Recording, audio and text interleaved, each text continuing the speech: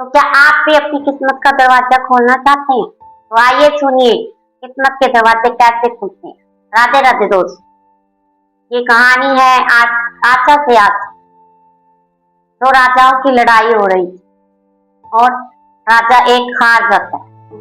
हारे हुए राजा के सारे सगे संबंधी, सेनापति, सैनिकों को सबको बंदी बना लिया जाता।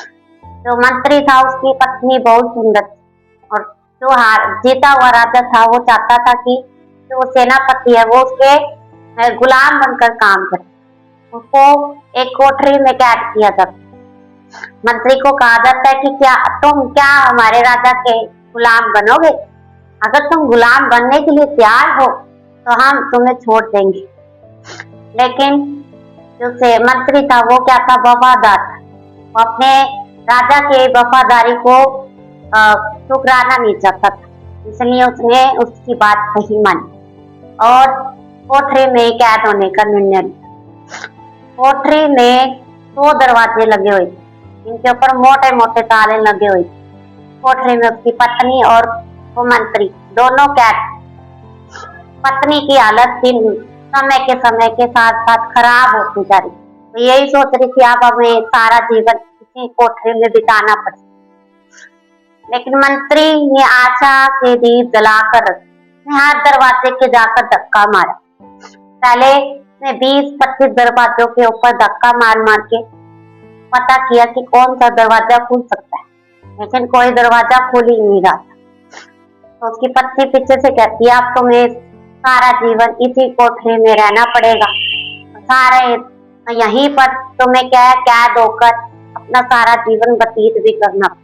अब हम यहाँ से नहीं छूट सकते, तुम या तो राजा की बात मान लो या फिर इसी जीवन को स्वीकार करो। लेकिन मंत्री ने एक भी नहीं, अपनी पत्नी को बार बार कहता रहा कि आशा के दीप कभी नहीं बुझना, वो जाने चाहिए।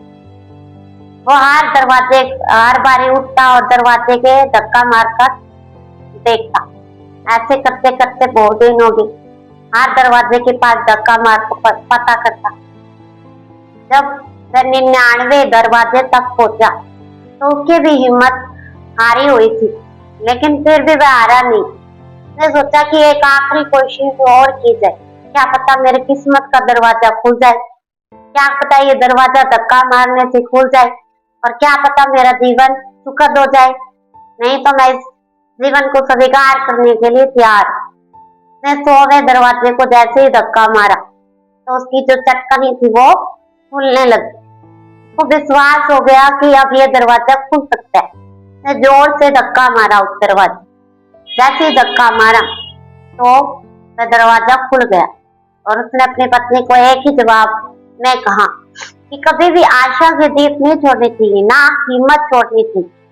कहते हैं कि 99 दरवाजा 100वां दरवाजा और हिम्मत ना हारी।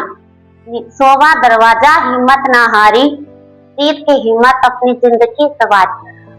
अगर मंत्री भी बैठकर अगर यही सोचने लग जाता कि ये दरवाजे खुलेंगे नहीं तो वो कभी भी आजाद नहीं होता, वहीं कैद पड़ा रहता।